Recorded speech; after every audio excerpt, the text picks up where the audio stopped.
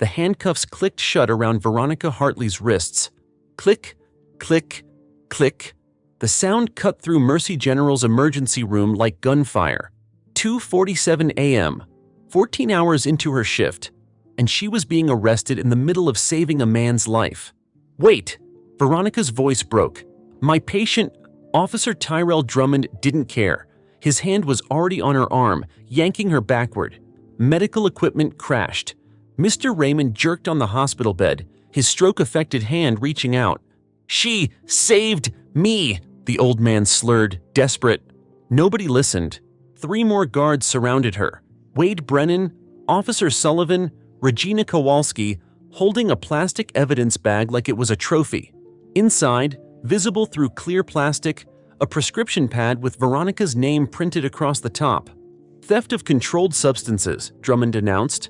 Loud, making sure everyone heard. Dr. Beatrice Okonkwo appeared, shouting, "She's treating a critical patient." Regina's smile was ice. Not anymore. They dragged Veronica through the ER, past shocked nurses, past crying colleagues, past patients staring in horror at a nurse being perp-walked in handcuffs. In the corner, Mr. Raymond's daughter raised her phone, recording everything. On Regina's tablet, a timestamp glowed. 11:43 p.m., pharmacy access. But Veronica had been somewhere else then. She was certain, wasn't she? 12 years ago, Veronica Marie Hartley stood in this same emergency room. First day, new badge, hands shaking.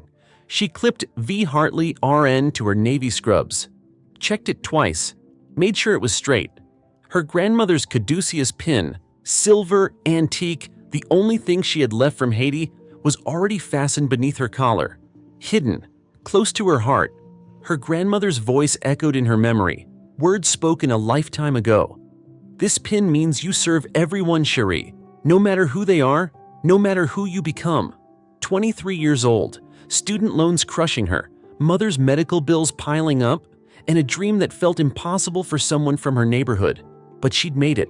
Top of her nursing class, passed board's first try, got hired at Mercy General when 3 other hospitals had gone with other candidates. She knew what that meant.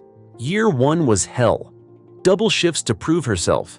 Triple-checking every medication because one mistake, just one, and they'd say she didn't belong. Arriving 90 minutes early for every shift because on time wasn't enough when you looked like her. The other nurses noticed. Sarah asked one morning, finding Veronica already reviewing overnight notes at 5:15 a.m. "Why do you come so early?" "So I don't miss anything," Veronica said simply. What she didn't say, what she thought every single morning. They can't claim I wasn't prepared if I'm always here first. They can't say I didn't care if I know every patient's history. They can't find a reason to let me go if I'm perfect. Year 3. The early arrivals became ritual. She'd bring coffee for the night shift nurses, spend 75 minutes reviewing every patient file, vitals, family updates, medication changes, everything. New nurses thought she was obsessive. Senior nurses called it the Hartwell handoff, the safest transition in the ICU. Year 5. Senior ICU nurse, youngest ever at 29. 0 medication errors. Ever. Patients requested her by name. Families wrote thank you letters that administration filed away but never showed her. Year 7. The recovery garden started. Every first Sunday, she planted flowers in the hospital's memorial garden. Small stones marked with room numbers, never names, HIPAA rules, placed beside each bloom. Room 404, March. Yellow tulips. Room 217, November. White roses. Room 318, September. Purple irises. The ones she couldn't save but would never forget. Her colleagues didn't understand why she wasted Sundays doing this. Veronica never explained. Some things were between her and the ghosts. Year 8. She married Isaiah. Surgical resident then. Brilliant. Exhausting hours that matched hers. They understood each other. The calling, the sacrifice, the weight of holding lives in your hands. When he became chief of surgery 3 years ago, she kept her maiden name on her badge. Isaiah asked, curious, not hurt. Why? She touched her badge, her voice firm. Because I earned this as Hartley. I won't let anyone think I got here another way. He understood. He always did. At night, they decompressed together. She'd chart to Coltrane's A Love Supreme. He'd review surgical procedures while she made her mother's Haitian rice and beans. Two people who'd fought for everything. Two people who'd never forgotten where they came from. 12 years of excellence. 12 years of arriving early, staying late, being twice as good to be considered half as equal. 12 years of proving herself every single day. And at 2:47 a.m. on a Tuesday morning, all of it meant nothing. Because she was black. Because someone decided she didn't belong. Because power doesn't care about excellence when it sees a target. The holding cell door slammed. Veronica sat on the metal bench, wrist chained to the wall. Her grandmother's pin was locked in an evidence bag 3 floors above. For the first time in 12 years, she let herself cry. Not because she was weak, because she was tired. Tired of being perfect, tired of fighting, tired of proving herself to people who'd already decided she was guilty. The tears came silent, controlled. Even in this, she wouldn't give them the satisfaction of hearing her break. 6 hours before they arrested her, Veronica was already at work. Not scheduled until 10 p.m., but there she was at 8:47, walking through the ICU doors with her coffee thermos and her determination. The night-charged nurse barely looked up. Ronnie early again. No surprise there. Veronica didn't explain. Just headed straight to the nurse's station. Started pulling charts, reviewing medications, checking vitals. The same ritual she'd performed for 12 years. Arrive early. Be perfect. Prove you belong. Every single shift. Her locker first. Touch her grandmother's pin for luck. Clip her badge straight. V. Hartley, RN. Just Hartley. Not Hartley Ashford. Nobody needed to know she was married to a surgeon. Nobody needed to wonder if that's how she got the job. She'd earned this. Every day she earned it. 6 patients tonight. 3 post-surgical, 2 cardiac, 1 sepsis case in 318. Mr. Alvarez, the man she'd spent 16-hour shifts nursing back from death 2 weeks ago. He was surviving. She'd plant purple irises for him Sunday. Her phone buzzed. Text from Isaiah about an emergency transplant. Surgery until dawn. She texted back her usual response about saving lives and being there when he was done. That was marriage for them. Ships passing in the night, both exhausted, both understanding. The night supervisor, Jennifer, appeared with tea, made a comment about Veronica working too hard, then dropped the bomb about the nurse manager promotion going to Bradley instead of her. Bradley, 6 years to her 12, 2 complaints to her 0. Of course, Jennifer suggested fighting it. But Veronica knew better. Fighting meant lawyers, meant being labeled difficult, meant never advancing. So she'd do what she always did. Keep doing excellent work. Hope it eventually mattered. What else was there? Quit? Let them win? Watch patients suffer? No. Her grandmother delivered babies in Haiti with clean hands and determination. Her mother worked 3 jobs. Her father died of treatable cancer because paperwork issues delayed his insurance. Veronica knew powerlessness. Excellence was her weapon. Working, excelling was her only power. So she'd use it. She returned to the charts. Medication reconciliation, vital reviews, family communication notes, the work that never stopped. 9:43 p.m. The ER called about an incoming stroke patient. Veronica pulled protocol checklists. This was why she came early. When chaos hit, she was prepared. Mr. Raymond arrived minutes later. 63, insurance adjuster, father of 2, left side weak, speech slurred. His daughter Zoe stood in the corner. 22, graphic design student, crying, terrified, phone clutched in both hands like it could somehow fix this. Veronica took Mr. Raymond's hand, told him he'd be okay. They caught it early. Good sign. His weak grip squeezed back. Trust in his eyes. She worked fast. IV access, monitoring, medications, every move precise, every decision by protocol. 12 years of perfectionism paying off. Dr. Patel arrived. Assessed.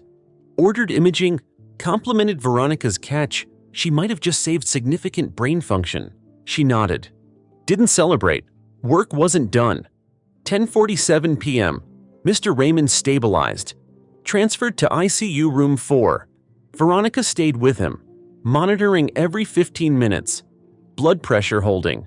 Neurochecks improving. Zoe exhausted in the corner, eyes red, the weight of watching a parent suffer written on her young face. Veronica reassured her quietly, made sure she knew her dad was fighting, made sure she knew they'd do everything possible. 11:28 p.m. Dr. Okonkwo paged from the ER. Isaiah's emergency transplant had started. The older doctor was heading to the observation gallery to watch, asked if Veronica wanted company. Veronica checked with Marcus at the nurse's station. He waved her off. Patient was stable. Go watch. She grabbed her badge, her phone, headed to the surgical wing. The observation gallery overlooking OR3, quiet, glass windows, Isaiah and his team already working. Someone's daughter on that table, someone's mother. Opened, vulnerable. Isaiah's hands moved with precision, confident, no wasted motion. Veronica had watched him work dozens of times, never stopped being beautiful, the focus, the certainty, the skill.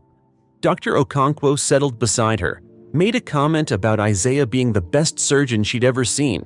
Veronica agreed, pulled out her phone, photographed the surgical clock, her habit, documenting interesting cases. 11:44 p.m., timestamp glowing on her screen. They watched in silence. Surgery rhythm, team choreography, monitor beeps. Dr. Okonkwo asked about the marriage. How long? Why Veronica kept her maiden name at work. Veronica explained simply. People got weird when they knew. Wondered about connections. She'd rather be judged on work alone. Dr. Okonkwo understood. She'd fought the same fight. 90-hour weeks her first 5 years. Thinking indispensability mattered. Getting overlooked anyway. 3 times. Nothing changed, she said. She just stopped expecting fairness, started demanding it instead. Different strategy. Same fight. They watched Isaiah work. Minutes passed, complex but controlled. 11:52 p.m., Veronica mentioned heading back. Dr. Okonkwo suggested staying. The anastomosis was coming. The interesting part. Textbook perfect technique. Veronica stayed. Watched her husband save a life. Photographed the clock at 12:03 a.m. Proof she was here, in the gallery, watching through glass. Exactly where she'd be when they later accused her of being somewhere else, but she didn't know that yet. 12:14 a.m. Back to the ICU. Mr. Raymond still stable. Zoe asleep, phone clutched to her chest. The night shift continued its rhythm. Medication rounds at 1:00, vital checks at 1:30, chart documentation at 2 odd. Work she'd done 1,000 times. Work that defined her. 1:47 a.m. Hospital security walked past.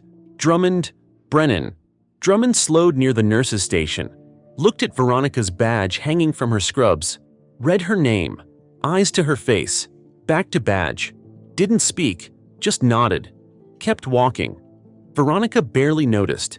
Security patrolled every night. Standard procedure. She thought nothing of it.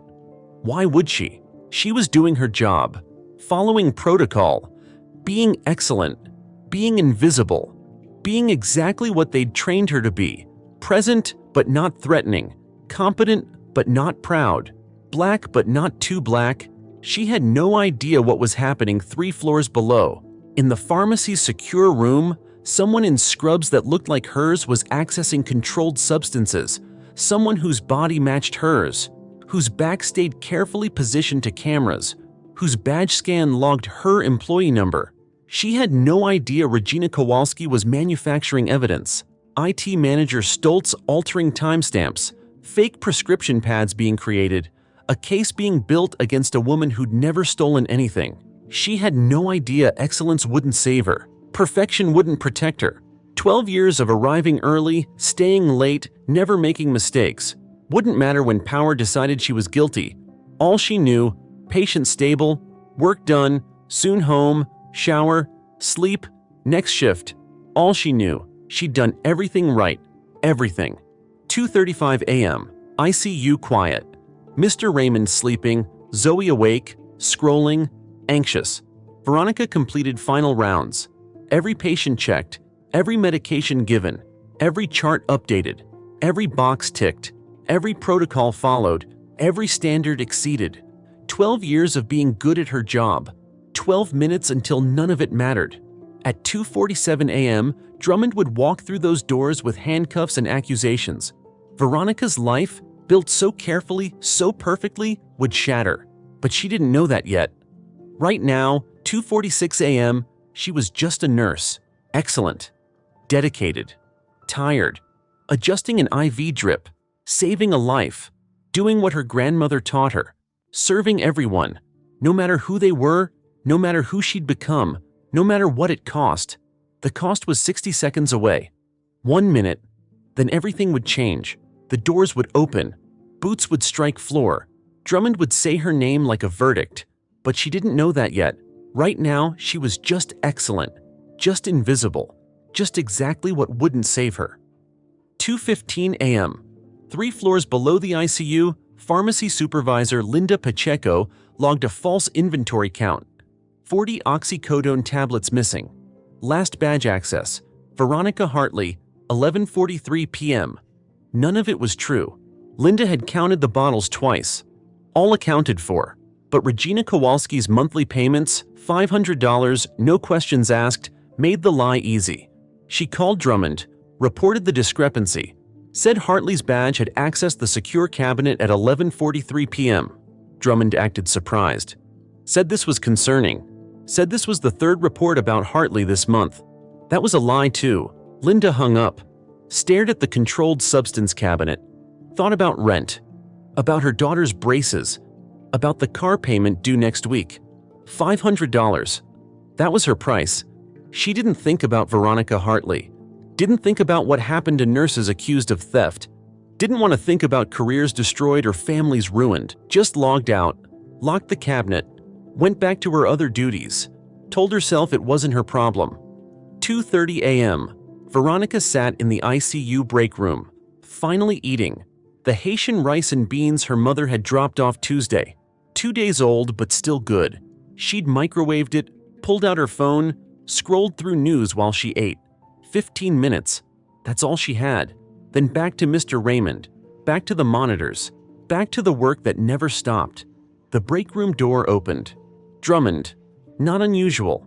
Security checked break rooms regularly, making sure staff weren't sleeping on shift, making sure everything was secure. He looked at her, said they needed to talk, in his office. Veronica's first thought, patient complaint. Maybe a family member had called. Maybe she'd been too direct, too busy to sugarcoat bad news. It happened sometimes. She asked if it could wait, said she had patients to monitor. Drummond said no. Important. Just a few minutes.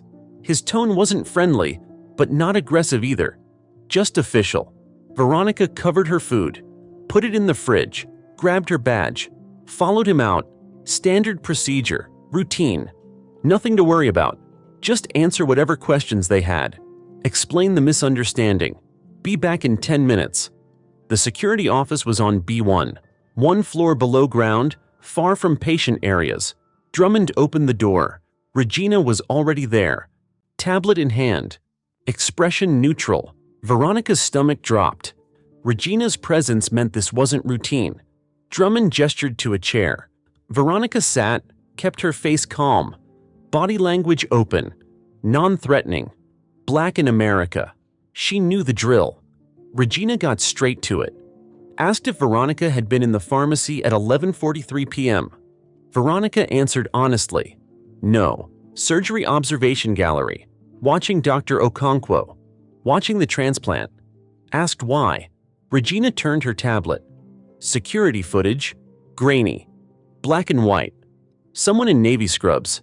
Someone with Veronica's build. Hair pulled back in a bun. Entering the pharmacy secure room. Badge scan. Access granted. Timestamp 23:43, 11:43 p.m. Moving to the controlled substance cabinet. Opening it.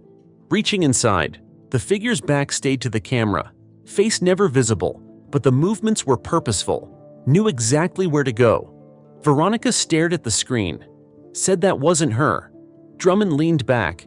Said the badge scanner disagreed. Regina pulled up another screen. Badge access log, employee Dr. 47291, Veronica Marie Hartley. Scan time, 23:43:17. Location, pharmacy secure room. Biometric verification confirmed. Veronica's mind raced. Biometric? Her badge had thumbprint encoding. How could someone else? Unless someone cloned it. Unless someone with system access manipulated data. Unless… She said there had to be an error. Said she'd been in the observation gallery. Said she had proof. Regina asked what proof. Veronica reached for her phone. Pulled up photos. Found the one from 11:44 p.m., surgical clock, clear timestamp, GPS location marker. Showed them. Said Dr. Okonkwo could verify. Said the surgical team could verify. Brennan moved fast. Grabbed the phone from her hand. Said it was evidence. Veronica objected. Said they couldn't take her personal property. Said she had rights. Drummond said criminal investigation. Said they could seize potential evidence. Said she'd get it back after verification. Veronica knew that was bullshit. Knew they had no authority without a warrant. Knew this was wrong. Regina pulled out another evidence bag. Inside, a prescription pad, blue header, Mercy General Hospital, Department of Internal Medicine. Signature line. A scrawled signature that looked practiced. Looked exactly like Veronica's charting notes, but nurses didn't write prescriptions. Couldn't write prescriptions, Regina explained. Said they'd found this in the staff locker area. Said it had Veronica's fingerprints. Said it had been used to write unauthorized prescriptions for controlled substances. Said they had copies. 3 different pharmacies. All in the past month. All for oxycodone. Veronica stared at the pad. Said she'd never seen it. Said she'd never written prescriptions. Said nurses couldn't even legally… Drummond cut her off. Said that was the point. Said she'd been illegally obtaining prescription pads. Said she'd been forging physician signatures. Said she'd been using stolen patient information. Said felony theft, felony forgery, felony fraud. The words hit like fists. Veronica kept her voice level. Said this was a mistake. Said someone was setting her up. Regina asked about student loans. The question came from nowhere. Veronica said yes. Everyone had student loans. Nursing school wasn't cheap. Regina consulted her tablet. Said Veronica had $73,000 outstanding. Said her mother had significant medical debt from cancer treatment. Said Veronica had been making extra payments to help. Said financial pressure was common motive for medication theft. Veronica felt the trap closing.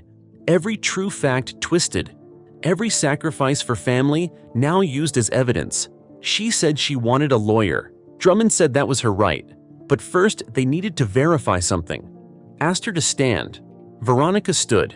Asked what they were doing. Regina said searching her locker. Said reasonable suspicion. Said hospital policy allowed it. Said if she refused, they'd call actual police. Said that would make things worse. Veronica said fine. Search it. Nothing to hide. They walked to the staff locker room. B2, near the break room where she'd been eating 30 minutes ago. Her locker. R47, her badge opened it. Inside, normal. Her tote bag. Street clothes. Grandmother's caduceus pin in the velvet box she'd inherited. The small bottle of hand lotion she kept for dry winter shifts. Her spare pair of sneakers. Everything exactly where it should be. Drummond reached past her.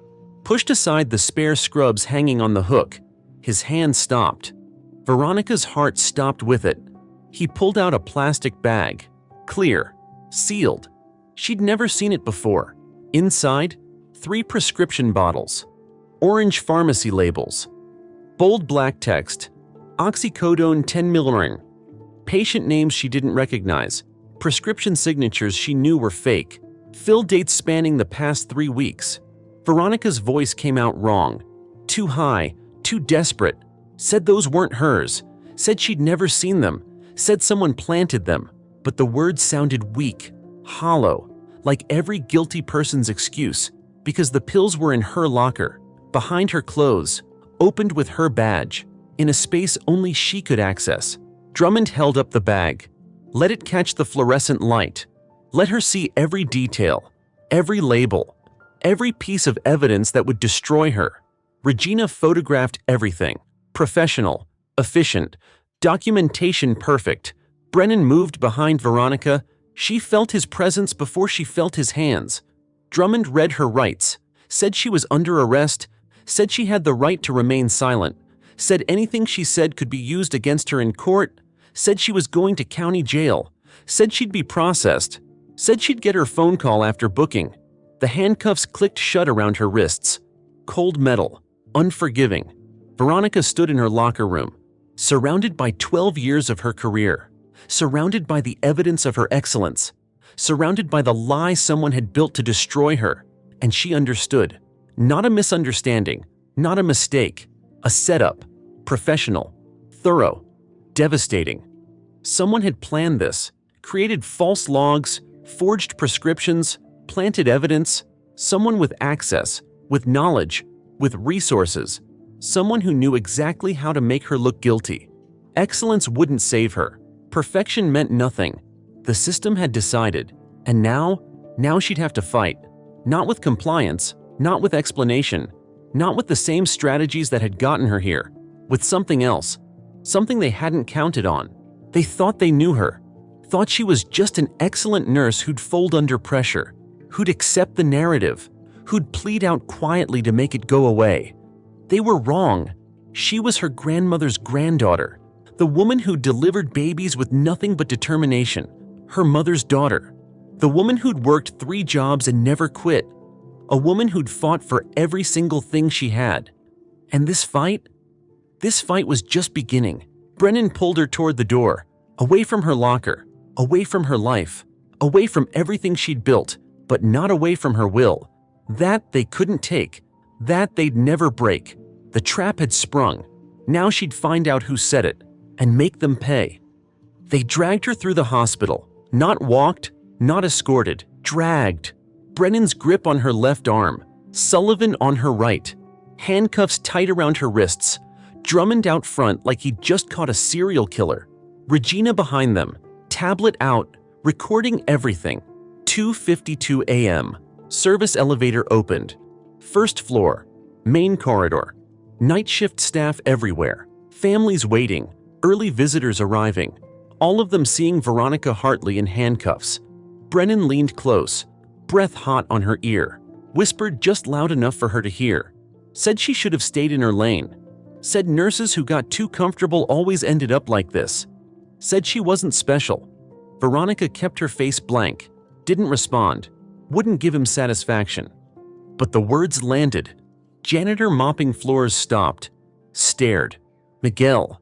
She'd talked to him hundreds of times, always asked about his grandson's baseball games, always remembered.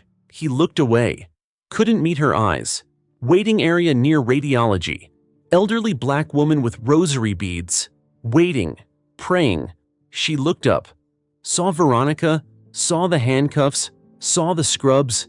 Face changed fast, sympathy to shock to judgment.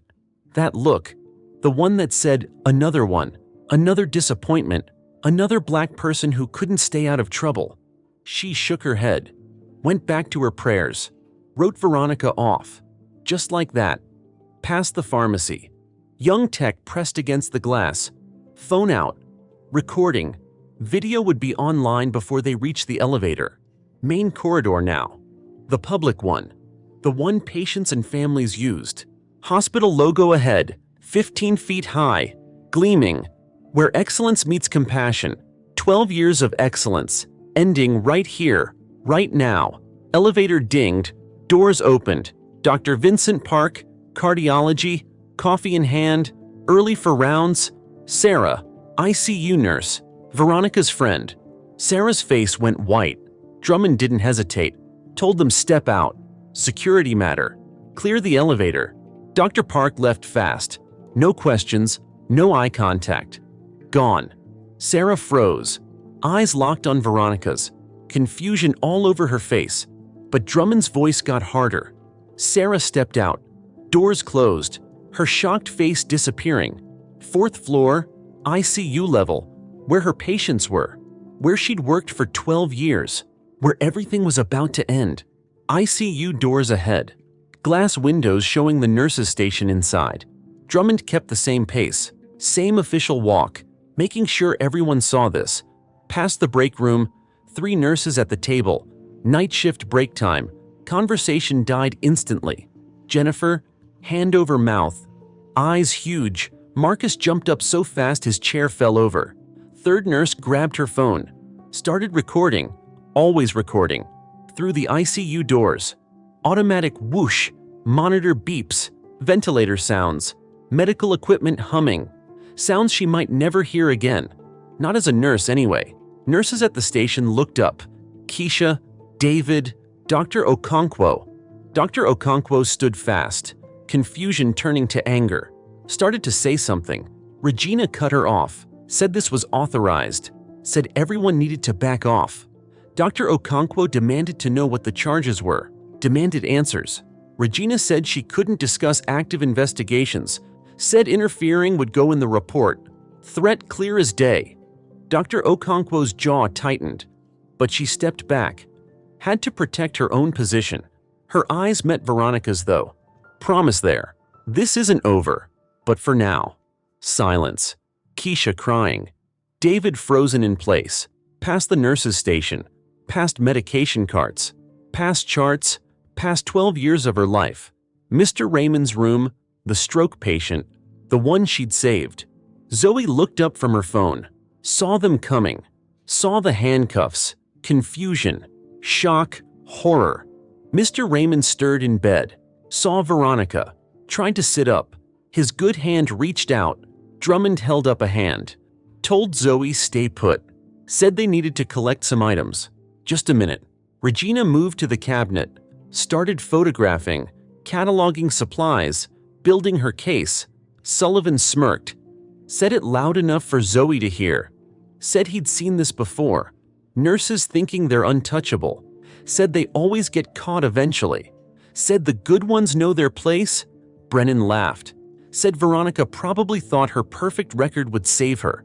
Said it never does. Not for people like her. Casual cruelty. Mocking tone, right in front of Zoe. Right in front of Mr. Raymond. Designed to break her. Veronica kept her face controlled. Wouldn't give them tears. Inside though. Rage building. Zoe found her voice. Asked what was happening. Asked why they were arresting Miss Hartley. Drummond gave the standard line. Security matter. Doesn't affect patient care. But Zoe's face changed. Looking at Veronica different now. Not the nurse who saved her dad. A suspect. A criminal. A threat. Mr. Raymond made a sound. Deep in his throat. Desperate. Good hand still reaching. Trying to talk through stroke-damaged brain. Sounded like, no, wrong. Nobody listened. Regina finished her photos. Said they had what they needed. Turned to leave. Zoe already had her phone up. Hands shaking. Recording now. Capturing everything. The handcuffs. The guards. Her dad's distress. Voice breaking as she talked to her followers. They just arrested my dad's nurse. The one who saved his life. I don't understand what's happening. 400,000 followers about to see all of it. Back into the corridor. Down to B2. Basement level. Holding cell. Sullivan unlocked one cuff. Locked the other to the metal loop on the bench. 18 inches of chain. That's it. Regina checked her tablet. Said transfer to county jail at 6 a.m. Said Veronica's stuff was evidence now. Said phone call after booking. Drummond added that she was suspended. Badge deactivated. No contact with hospital staff or patients. Said breaking those rules meant more charges. Regina looked up. Eye contact. Said this could all go away. Just cooperate. Admit the theft. Explain what happened. Agree to treatment. Said the hospital wanted to handle it quietly. All she had to do was sign a statement. Take the deal. Admit guilt. Destroy herself. Let them win. Veronica's voice came out steady. Said no. Said she wanted a lawyer. Said she'd done nothing wrong. Said she'd fight every single charge. Regina's face didn't change, but something flickered. Annoyance maybe. Closed her tablet. Said that was Veronica's choice. Said the evidence was overwhelming. Said she'd regret it. Door closed. Lock clicked. Veronica sat on cold metal. Wrist chained. Exhausted. Mind racing. 3 hours until county jail. Outside that cell, though, something was building, something they hadn't planned for. 3:17 a.m. Zoe posted the video. TikTok. 400,000 followers. Caption: They arrested my dad's nurse, the one who saved his life. Footage of Veronica in handcuffs. Mr. Raymond reaching out. Guards taking her away. Zoe's voice shaking. Saw it within minutes. All 400,000. Comments exploded. Wait, what? That's the nurse who saved your dad? This doesn't make sense. Why would they arrest her like that? Shares started. Twitter, Instagram, Facebook. Spreading fast. 3:31 a.m. 10,000 views. 20,000. 50,000. Hospital staff group chat went crazy. The unofficial one, where people really talked, messages flooding in. Did you see Ronnie got arrested? I saw it happen. They walked her through ICU in handcuffs. What did she even do? They're saying medication theft. No way. Not Ronnie. She's obsessive about rules. More nurses joining, sharing stories about working with her.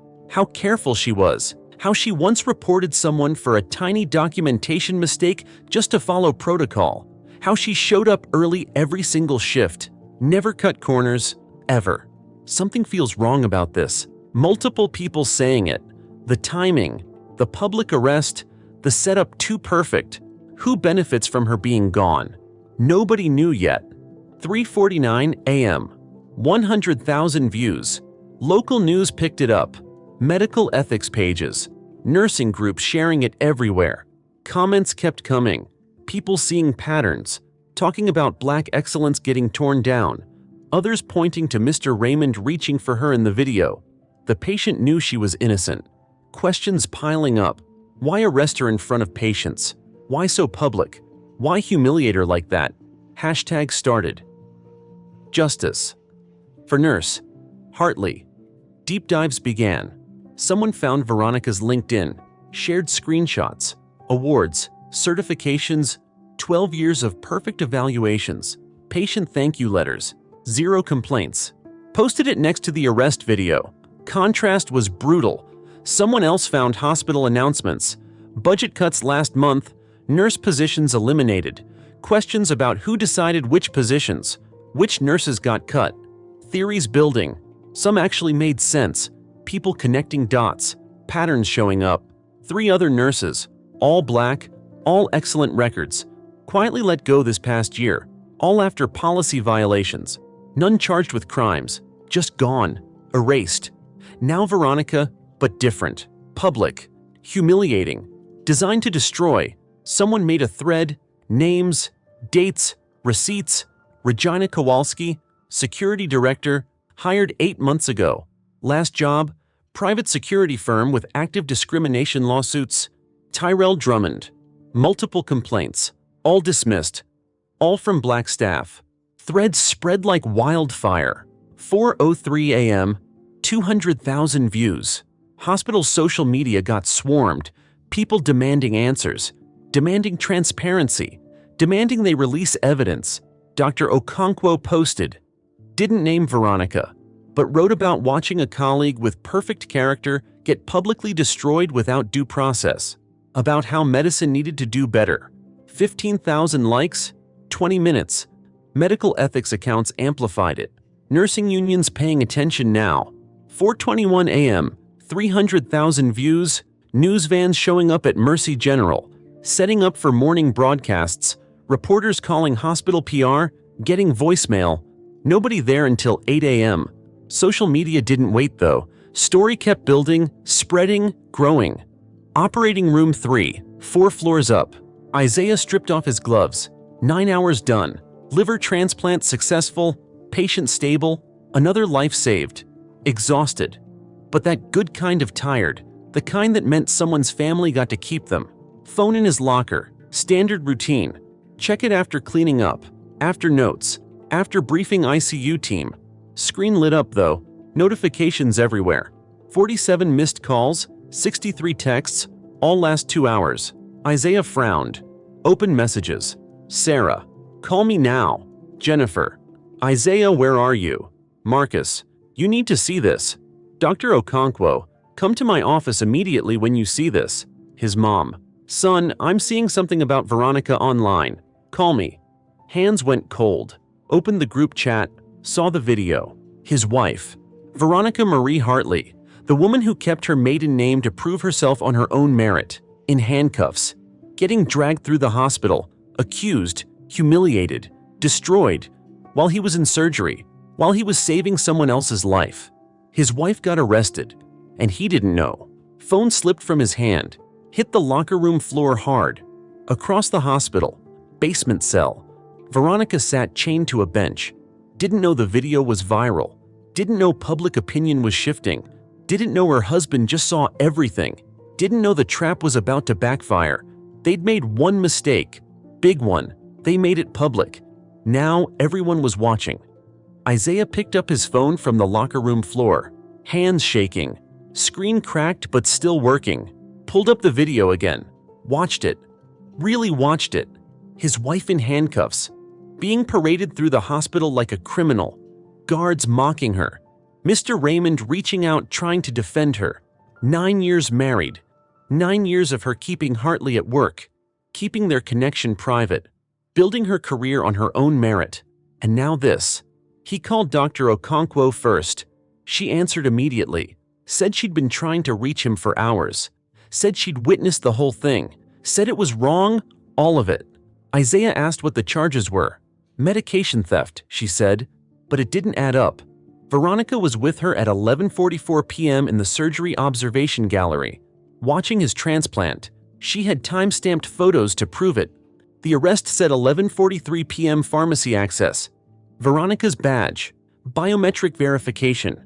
Impossible, Dr. Okonkwo said. She was literally standing next to me. Isaiah thanked her, hung up. Mind racing. Someone cloned her badge. Someone with system access. Someone who knew how to manipulate logs. This wasn't random. This was targeted. He pulled up the hospital directory on his phone, found the number for security administration, called it, got voicemail, left a message identifying himself. Chief of surgery, demanding immediate information about his wife's arrest.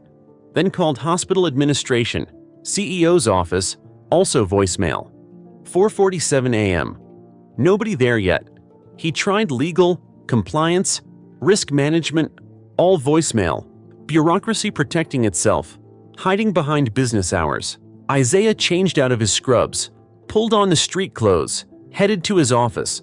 Surgical wing, 5th floor, corner office with windows overlooking the city. Normally he loved this view. Sunrise over downtown. Peaceful. Not today. He opened his laptop, started digging. Hospital personnel database. His clearance level gave him access to most systems. Searched for Regina Kowalski, security director, hired 8 months ago. Previous employer, Sentinel Private Security, left under mutual agreement. Isaiah Googled Sentinel Private Security. First result, class action lawsuit. Racial discrimination, wrongful termination, pattern of targeting black employees. Settlement reached 3 months before Regina was hired at Mercy General. He kept digging. Tyrell Drummond, security officer, hired 7 months ago, recommended by Regina Kowalski. Previous employer, also Sentinel. Wade Brennan, hired 6 months ago, Sentinel. Officer Sullivan, 5 months ago, Sentinel. The whole security team. Regina brought them all with her. Isaiah leaned back, pieces connecting. This wasn't about Veronica stealing medications. This was about something bigger, systematic, planned. His phone buzzed, Sarah calling. He answered. She was crying. Said they'd found prescription bottles in Veronica's locker. Badge log showing 11:43 p.m. pharmacy access. Planted, Isaiah said immediately. Sarah agreed. Said everyone knew it. The group chat was exploding. Hundreds of nurses defending Veronica. Nobody believed she'd steal medications. Isaiah told her to document everything, every detail she remembered. She promised she would. Next call, his mother, Dorothy Ashford, 72, retired activist, still connected, still sharp, voice tight but steady. Same voice that faced down cops at protests. Same voice that argued with mayors. She'd lost friends over the years, kept fighting anyway, said she'd already heard, already made calls. Attorney Patricia Morrison would be at county jail before 6 a.m. transfer. Civil rights specialist. The best. Isaiah felt relief. His mother was a force. She'd handle the legal side. He'd handle the hospital. Third call. Unknown number. Attorney Morrison herself. Already reviewed the viral video. Already researched the case. Ready to represent Veronica. She'd file emergency bail motions. Demand immediate evidence review. Get Veronica in front of a judge within hours. Asked what Isaiah had found. He told her. The Sentinel connection, the lawsuit, the pattern of fired black nurses, the manufactured evidence. She said it was enough to start. Said she'd need more. Security footage from the surgery gallery. Dr. Okonkwo's sworn statement. Full badge access logs. Isaiah promised he'd get it. She warned him. Going public would change everything. Hospital would retaliate. Administration would fight back. Isaiah said his wife was chained in a basement cell accused of crimes she didn't commit. He didn't care about consequences. Attorney Morrison's voice warmed. Said she'd see him at the jail. 5:15 a.m. Isaiah's office door opened without knocking. Dr. Okonkwo walked in. Still in scrubs. Face determined. Said she'd already made moves. Nursing union complaint filed.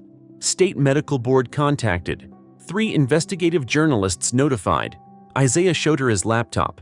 The Sentinel findings, the hiring pattern, the connections. Dr. Okonkwo's eyes widened. Said she'd heard rumors about Regina's hiring. How the previous security director had been pushed out. How he'd been advocating for body cameras and oversight, then suddenly retired. Regina hired within a week. She pulled out her phone. Showed Isaiah the Twitter thread someone made overnight. 3 other black nurses fired in 10 months. All excellent records. All after policy violations. Pattern clear as day. Isaiah screenshot it. Added it to his file. Dr. Okonkwo said human resources would know more. Maybe legal. Definitely the CEO. Richard Warren. Former consultant. Brought in to cut costs. Profits over people. Always. If Regina promised to eliminate problem employees while cutting security costs, Warren would sign off without questions. 6:02 a.m. Isaiah's phone exploded. News alerts, social media notifications, emails flooding in, video hit mainstream news, local coverage going regional, regional going national, hashtag trending. Her Mercy General corruption spreading fast. Someone had connected everything. Sentinel lawsuit. Regina's history. Pattern of fired nurses. Timing of everything. Twitter thread at 50,000 retweets. Growing. Hospital social media accounts getting destroyed. Comments demanding CEO resign. Demanding independent investigation. Dr. Okonkwo checked her phone. Face lit up. State Attorney General just announced preliminary inquiry. Civil Rights Division opening review. Federal attention coming. Isaiah stood. Time to go. County jail 20 minutes away. Dr. Okonkwo said she was coming too. Witness, colleague. Someone who wouldn't stay silent. They headed to the parking garage. Staff arriving for day shift. Word had spread. Everyone knew. Some avoided eye contact. Didn't want involvement. Others nodded support. A few stopped them. Asked how to help. Isaiah said document everything. Suspicious security activity. Harassment witnessed. Staff pushed out unfairly. Write it down. Save emails. Preserve evidence. Several promised they would. Isaiah's car, Dr. Okonkwo passenger seat. She spoke quietly. Said she'd worked with Veronica 8 years. Never met anyone more dedicated, more professional, more ethical. Said if they could destroy someone like Veronica, nobody was safe. Isaiah agreed. This wasn't just about his wife. This was about a system targeting excellence, punishing integrity, eliminating people who wouldn't compromise. That system was about to learn something. Don't mess with Veronica Hartley, because Veronica Hartley was married to the chief of surgery, and the chief of surgery had resources, connections, power, about to use all of it. 10 minutes from the jail, Isaiah's phone rang. Hospital administration, Warren's assistant, cold voice, said the CEO wanted him to know making public statements would violate his employment contract. Confidentiality clause. He could be terminated. Isaiah hung up. Didn't matter. Wasn't stopping.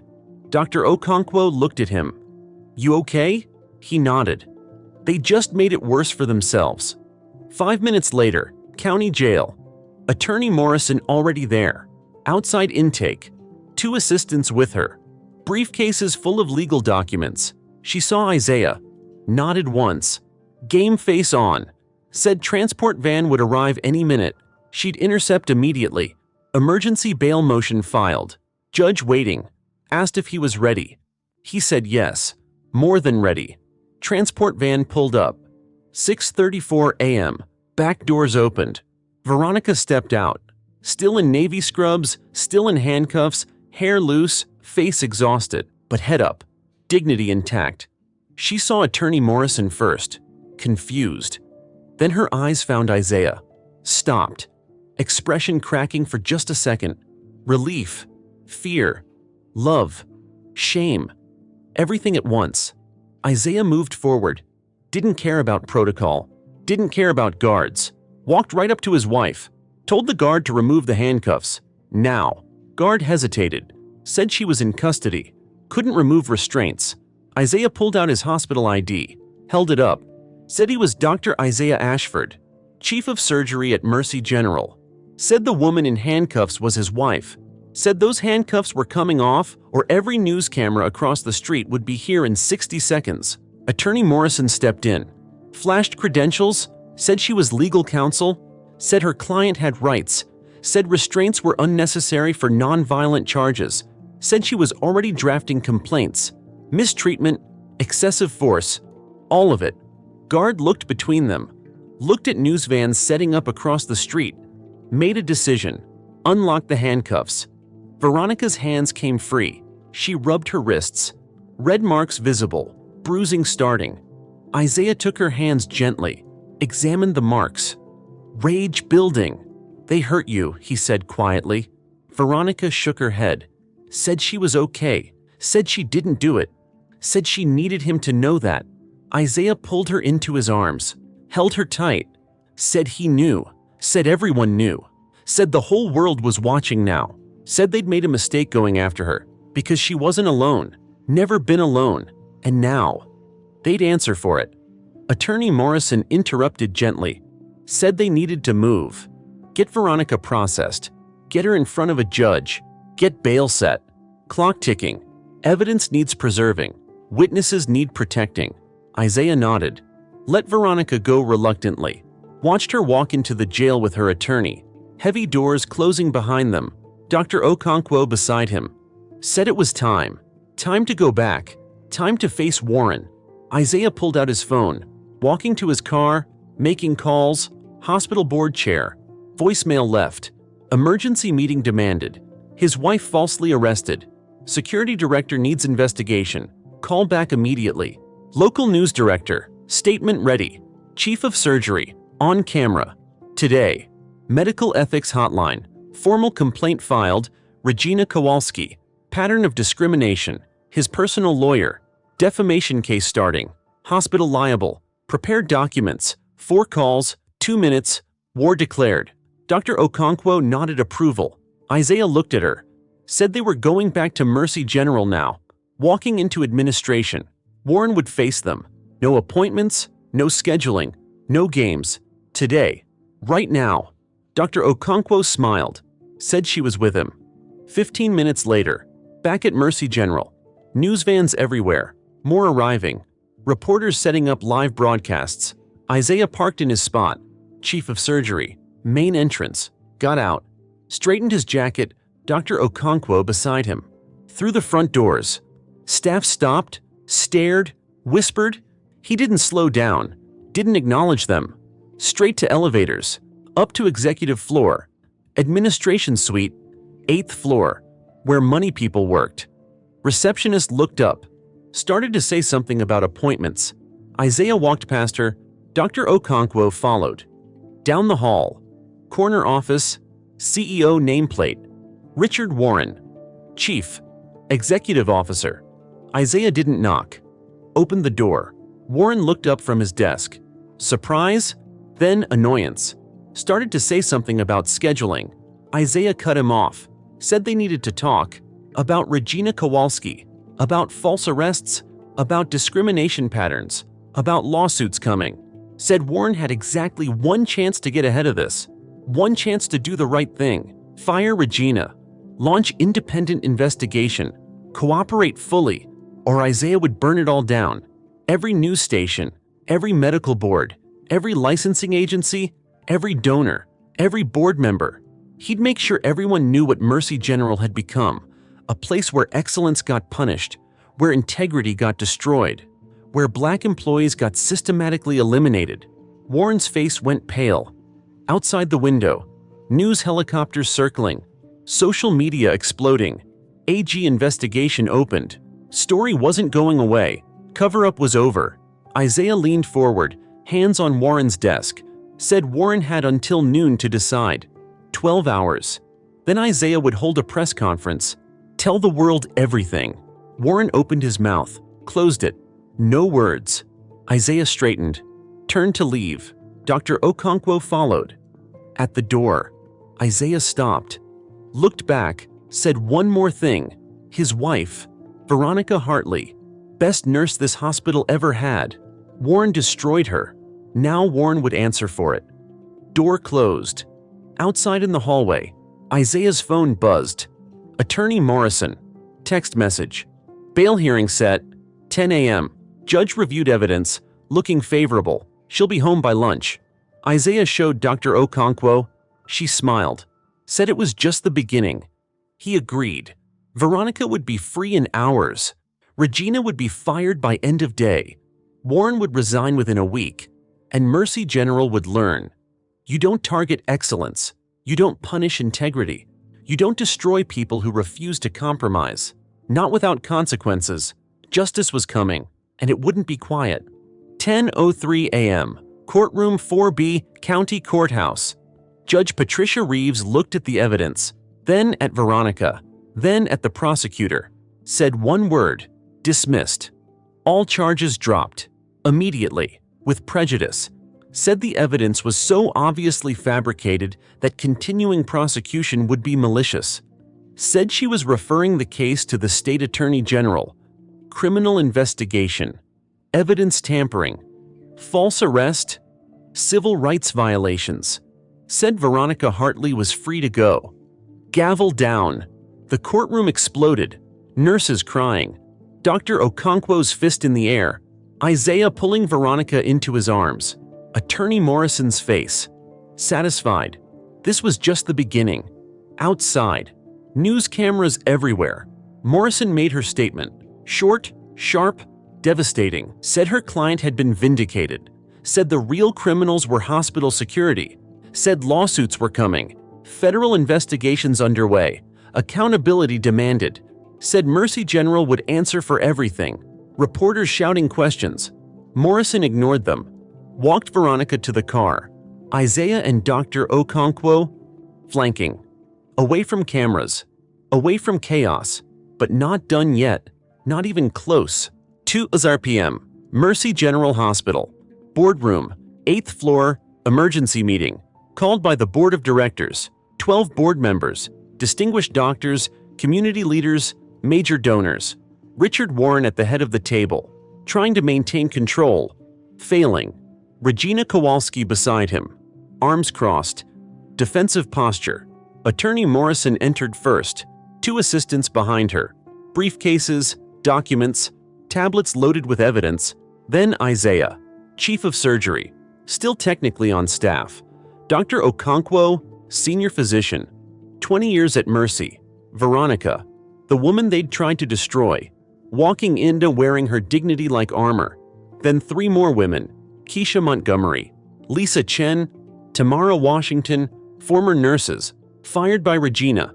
Targeted, eliminated. All here. Already. Warren stood. Started to say this was inappropriate. Started to say they had no authority to be here. Board chair. Dr. Edmund Torres cut him off. Said everyone stays. Said the board demanded answers. Said things had gone too far. Sit down, Richard. Warren sat. Regina's jaw tightened. Morrison opened her briefcase, pulled out documents, placed them on the table, started speaking. Voice calm, words devastating. Said Mercy General had a systemic discrimination problem. Said it started 8 months ago, when Regina Kowalski was hired. Pulled up Regina's employment history on the projection screen.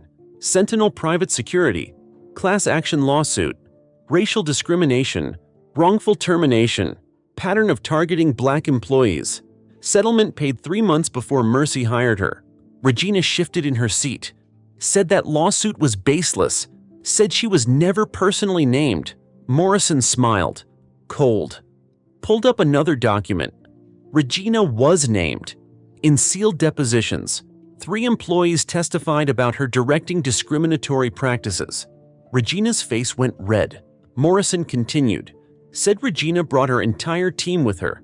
Tyrell Drummond, Wade Brennan, Officer Sullivan, all former Sentinel employees, all hired within months. Said together they systematically targeted black nurses, manufactured violations, planted evidence, forced resignations, pulled up the pattern. 4 nurses in 10 months. Keisha Montgomery, 12 years perfect service, fired for documentation errors that didn't exist. Lisa Chen, 8 years excellent reviews, fired for insubordination after questioning security's treatment of patients. Tamara Washington, 10 years stellar record, fired for HIPAA violation during a routine doctor consultation.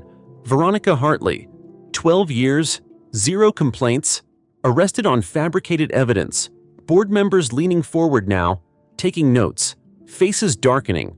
Morrison wasn't done. Said she had evidence of badge cloning, security logs manipulated, prescription bottles planted, fingerprints transferred. Said she had testimony from hospital IT staff, coerced by Regina to alter records. Said she had documentation of other incidents, other staff members harassed, other complaints buried. Said this was organized, systematic, criminal. Warren tried to interrupt. Said this was all speculation. Said security had proper procedures. Isaiah stood, walked to the projection screen, pulled up his own evidence, hospital personnel files, hiring dates, previous employer, all Sentinel, all hired by Regina's recommendation, financial records, security budget, increased by 40% after Regina arrived, despite cost-cutting mandate, performance reviews, 3 security staff members who questioned Regina's methods, all retired or transferred within months, pattern after pattern after pattern. Isaiah turned to Warren, voice cold, asked if Warren reviewed Regina's background before hiring her, asked if he knew about the Sentinel lawsuit, asked if he questioned why an entire security team was replaced within months. Warren's face pale, said HR handled hiring, said he trusted their process. Isaiah said that wasn't good enough, said as CEO, Warren was responsible, said he either knew and didn't care or didn't know and was incompetent. Either way, he failed. Board members nodding, murmuring agreement. Dr. Torres asked Regina to explain the evidence. Regina stood, tried to defend herself, said the nurses were legitimately fired, said policy violations were documented, said security followed proper procedures, said Veronica's arrest was based on solid evidence, badge logs, fingerprints, eyewitness accounts.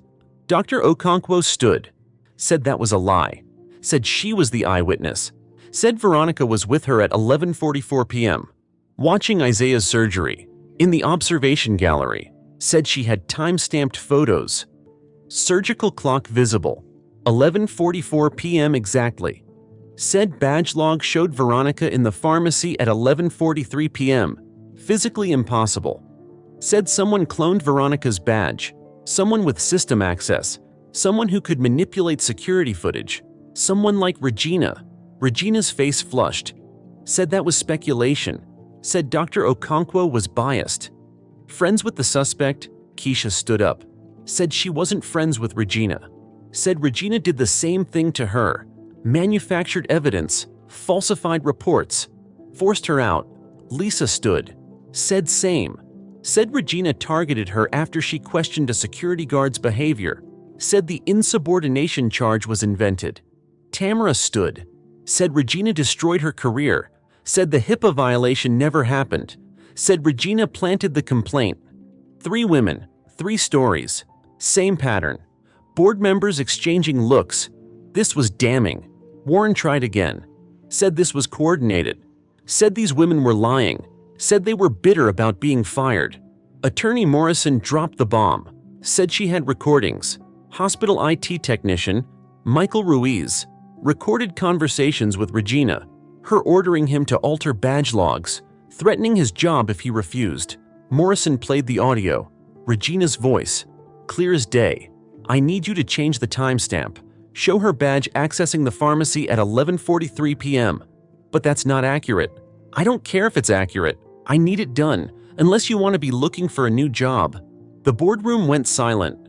Regina's face white, shaking her head. Said that was taken out of context. Said she was testing security protocols. Morrison played another clip.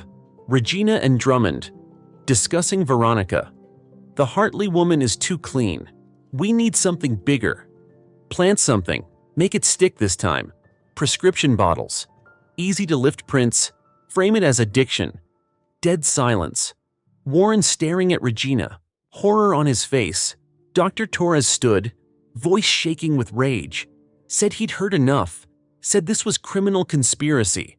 Said Regina Kowalski was terminated immediately. Security would escort her out. Said Drummond, Brennan, and Sullivan were also terminated. Effective immediately. Regina exploded. Said they couldn't do this. Said she had rights. Said she'd sue. Torres said she could try. Said she'd be doing it from jail. Said the recordings were being turned over to the Attorney General today. Said she was done. Security officers appeared. Not Regina's team. Different officers. Hospital security supervisor. Older man. Honest face. Told Regina to stand. To hand over her badge. Her keys. Her access cards. Regina refused. Said she wasn't going anywhere. The supervisor stepped forward. Firm. Professional. Said she could walk out with dignity or be escorted by police. Her choice. Regina looked around the room. No allies, no support. Everyone staring at her with disgust. She grabbed her bag, stood, face twisted with rage. Said this wasn't over. Said she'd fight this. Said they'd all regret it. Walked to the door. Stopped at Veronica. Got close. Voice low and venomous. Said Veronica should have just stayed in her place. Said she brought this on herself. Said she'd never work in healthcare again. Veronica didn't flinch. Looked Regina dead in the eye. Said Regina was wrong. Said Veronica would be back. Would be working at Mercy General again. With proper oversight. With real accountability. Said Regina would be in prison. Big difference. Regina's face crumbled. Walked out. Security following. Door closed. Warren stood. Tried to speak. Voice shaking. Said he'd made mistakes. Said he trusted the wrong people. Said he took responsibility. Said he'd resign. Effective immediately. Dr. Torres nodded. Said that was wise. Said the board would be conducting full investigation. Independent auditors. Every termination in the past year reviewed. Every security incident examined. Said they'd be contacting every former employee who was forced out. Offering review. Offering reinstatement. Offering compensation. Said Mercy General would rebuild. Properly. Ethically. Turned to Veronica and the other nurses. Said he was sorry. On behalf of the entire institution. Said they'd failed them. Said they'd allowed a corrupt system to flourish. Said he hoped they'd consider returning. When the time was right, when proper safeguards were in place, said Mercy General needed nurses like them. Nurses with integrity, with courage, with excellence. Veronica looked at Keisha, at Lisa, at Tamara. They nodded. Veronica turned back to Torres. Said they'd consider it. But conditions had to change. Real oversight. Body cameras on security. Independent review board. Mandatory bias training. Said they'd only come back to a hospital worth working for. Torres agreed. All of it. Meeting adjourned. 4:30 p.m. Hospital main entrance. Word had spread. Fast. Staff gathering, nurses, doctors, techs, environmental services, food service, everyone. Hundreds of people. Filling the atrium. Spilling into hallways. They knew. Regina fired. Warren resigned. Justice served. When Veronica walked out of the elevators, the crowd erupted. Applause, cheers, chanting, "Justice for Hartley! Justice for Hartley!" Veronica stopped, overwhelmed. Sarah pushed through, hugged her, crying. Marcus, Jennifer, David, Keisha from the floor, all surrounding her, supporting her. Dr. Okonkwo beside her, hand on her shoulder. Someone started a new chant. "Welcome back, welcome back." Veronica's eyes filled. She tried to speak, couldn't. Isaiah appeared, took her hand. The crowd parted, creating a path to the exit, but not hostile, not forcing her out, honoring her, celebrating her, standing with her. As they walked through, staff reached out, touched her shoulder, her arm, silent support, solidarity. Outside, news cameras caught it all. The crowd visible through the glass doors, still chanting, still clapping. Reporter thrust microphone forward, asked Veronica how she felt. Veronica looked back at the hospital, at the people still gathered, at the institution that tried to destroy her, then at Isaiah, at Dr. Okonkwo, at Keisha and Lisa and Tamara, at Attorney Morrison. Victorious, spoke clearly, voice steady, said justice wasn't given. It was fought for. Every day, in every way possible. Said she'd been targeted, but she'd refused to stay silent, refused to accept false charges, refused to let them win. Said she wasn't alone. Never was. Had allies. Had family. Had a community that stood up when it mattered. Said this was bigger than her. Bigger than one arrest. One false accusation. Said this was about a system that needed changing. About accountability. About making sure excellence wasn't punished, integrity wasn't destroyed. Said the fight wasn't over. Lawsuits coming, investigations continuing, changes demanded. But today was about justice, and justice had been served. Reporter asked if she'd return to Mercy General. Veronica looked at the hospital again, at the crowd still visible inside. Said yes, when it was ready, when it was different, when it was better. Said she was a nurse. It's who she was, what she did, how she helped. Said Mercy General would be a place worth working again. She'd make sure of it. 8:12 p.m., Veronica and Isaiah's home. Quiet finally. Just the two of them, sitting on the couch, exhausted, relieved, victorious. Veronica's phone kept buzzing, messages pouring in.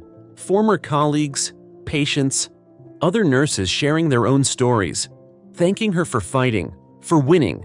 Isaiah made coffee, brought it to her, said he was proud, so incredibly proud.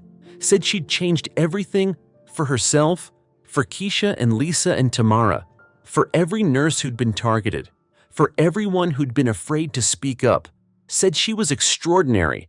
Veronica leaned against him, finally letting herself feel it. The fear, the trauma, the exhaustion, but also the triumph. She'd won. Not just the bail hearing, not just the dismissal, the whole thing. Regina gone, Warren gone, system changing, justice served. Her phone buzzed again. Attorney Morrison. Text message. State AG formally charging Regina with evidence tampering, conspiracy, deprivation of rights under color of law. Federal charges likely. Prison time probable. You did it. Veronica showed Isaiah. He kissed her forehead. Said it was over. She shook her head. Said it wasn't over. Said lawsuits still coming. Compensation for the fired nurses. Policy changes. Real reform. Said she'd keep fighting. Keep pushing. Keep demanding better. But tonight, just tonight, she'd rest. Because tomorrow, the work continued. Tomorrow, Mercy General would learn what accountability looked like. Tomorrow, the system would keep changing. But tonight was theirs. Victory. Hard won. Deserved. Justice. 6 months later, Mercy General Hospital, ICU, 7:00 a.m. Veronica Hartley walked through the doors. Navy scrubs, badge clipped to her pocket, hair pulled back, ready. Same ICU, same hallways, same equipment, but different. Everything different. New security team, body cameras mandatory, independent oversight board, monthly bias training, zero tolerance policy for discrimination, changes she'd fought for, changes that happened because she refused to stay silent. Keisha at the nurse's station, Lisa checking charts, Tamara reviewing medications, all back, all reinstated, all compensated. 4 nurses who'd been targeted, who'd been destroyed, who'd fought back together, now working side by side again. Sarah looked up, smiled, said welcome back. Veronica smiled back, said it was good to be home. Dr. Okonkwo appeared from the break room, hugged Veronica tight, said the ICU hadn't been the same without her, said patients kept asking when Miss Hartley was coming back, said the staff kept saying soon, soon she'll be here. Now she was. Mr. Raymond's room, same bed, different patient now, but the family remembered. Zoe visited sometimes, brought her followers to volunteer, talked about the nurse who saved her dad, the nurse who fought injustice, the nurse who changed everything. Her video, 4 million views now, still circulating, still teaching people about standing up, speaking out, demanding better. Veronica checked her assignment. 6 patients, critical care, what she did best. Keisha walked over, said she'd miss this. The work, the purpose, the ability to help people. Said the past 6 months had been hard. Therapy, legal battles, rebuilding confidence, but worth it. Because they'd won, because they'd changed the system, because nobody else would have to go through what they did. Lisa joined them, said the class action settlement was finalized. Mercy General paid $3.2 million, divided among the 4 of them. Public admission of wrongdoing, formal apology, but more importantly, policy changes. Real ones, permanent ones. Tamara said that was the legacy, not the money, the change, the hospital that valued integrity now, that protected excellence, that held security accountable, that listened to staff concerns. The hospital worth working for? Veronica looked at them. These 3 women, these fighters, these survivors, said they'd done something important, not just for themselves, for everyone who came after, for every nurse who'd face discrimination, who'd face false accusations, who'd need to know they could fight back. The precedent was set, the pattern was documented, the system was changed. That was the real victory. Morning round started. Dr. Okonkwo leading, Isaiah observing, back as chief of surgery, leading with new principles, transparency, accountability, respect. The hospital leadership changed too. New CEO, Dr. Edmund Torres. From the board, someone who understood medicine, who valued staff, who prioritized patients over profits.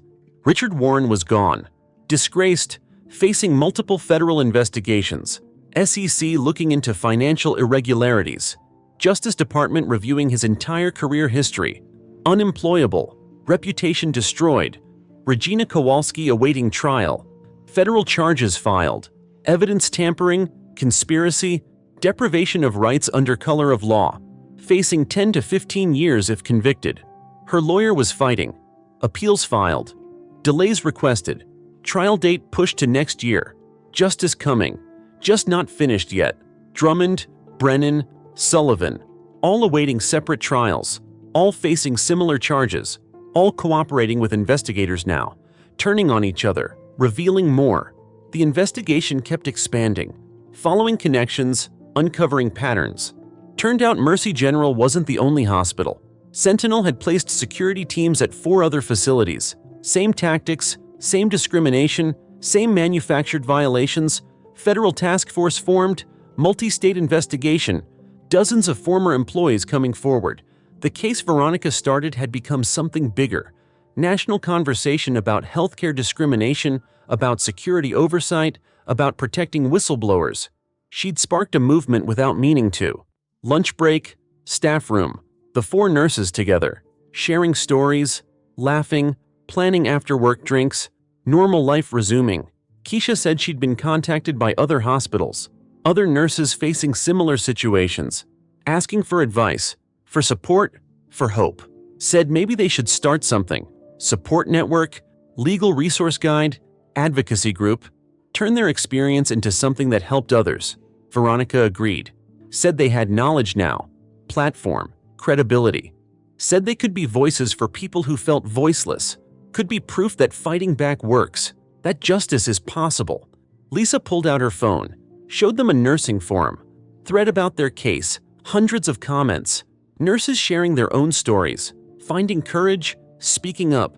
Said they'd started something, a movement, a shift in how healthcare workers responded to injustice. No more silence, no more accepting abuse, no more letting corrupt systems win. Tamara said that was the real legacy, the ripple effect, the change that spread beyond Mercy General. The nurses who read their story and filed their own complaints, the hospitals that reviewed their policies, the security teams that implemented oversight, the cultural shift toward accountability. End of shift. 7:09 p.m. Veronica changed out of her scrubs. Tired, satisfied, fulfilled. Same exhaustion as before, but different meaning now. This was the exhaustion of purpose, of helping people, of doing work that mattered. Not the exhaustion of fighting just to survive, just to prove her worth, just to exist. She'd reclaimed her identity, her career, her dignity, and helped others do the same. Isaiah waited in the parking lot, leaned against his car, smiled when he saw her, asked how the first day back felt. Veronica thought about it, about the patients she'd helped, the colleagues she'd worked with, the hospital that was different now, better now. Said it felt right, like coming home, like the fight had been worth it. Isaiah hugged her, said he was proud, so incredibly proud. His phone rang. Board Chair Torres. Isaiah answered, listened, face changing, said he'd come in tomorrow. Early. Private meeting, hung up. Veronica asked what that was about. Isaiah said Torres found something. Files from the previous security director, the one who was retired before Regina arrived. Said the man had kept detailed notes, names, incidents, documentation of problems he'd tried to report. Said it went deeper than they'd thought. More people involved, higher up the chain. Veronica absorbed this, not surprised, just tired. Said tomorrow was soon enough. Tonight they rested. They drove home, through familiar streets, past the courthouse, past the community that had supported her. Home, their house, quiet suburban street, inside. Veronica sat on the couch, Isaiah beside her. Her phone buzzed. Text message, unknown number. She opened it. You don't know the half of it. Regina wasn't working alone. Check Sentinel's parent company. Follow the money. More hospitals, more victims. You started something bigger than you know. Veronica showed Isaiah. He frowned, said they should forward it to Attorney Morrison, to the AG investigators. But when she tried to reply, message failed. Number disconnected. Someone out there knew more. Someone watching. Someone who hadn't come forward yet. Veronica looked at Isaiah. Said they should pass this along tomorrow. Let the investigators handle it. Isaiah agreed, but his jaw was tight. They sat in silence, exhausted, victorious, but aware. The fight they'd won was one battle, not the war. Justice took time, took persistence, took people willing to keep pushing even when tired. She looked at her hands, nurses' hands, healers' hands, fighters' hands. These hands had saved lives, had been cuffed unjustly, had signed legal documents, had held other survivors. These hands would keep fighting if needed. But tonight they rested. Tomorrow would bring new questions, new investigations, new challenges. Torres's mysterious files, the anonymous message, the connection still hidden. But also, tomorrow would bring more patience, more healing, more purpose. The balance she'd found, between fighting and living, between justice and peace. Veronica closed her eyes, thought about everything that changed. 6 months ago, she'd been in a basement cell. Today, she'd saved lives. The lesson was clear. Justice is never given. It's fought for. Every day, in every way possible. Excellence backed by integrity becomes unstoppable, but it requires vigilance, community, courage. Silence protects the corrupt. Speaking out changes systems. One voice can spark a movement. One case can set precedent. One victory can inspire thousands. Her story wasn't over. None of their stories were. Because systems don't change overnight. Because corruption runs deep. Because the fight continues. But tonight, she'd earned rest. Tomorrow, they'd see what Torres had found, what the anonymous message meant, what came next.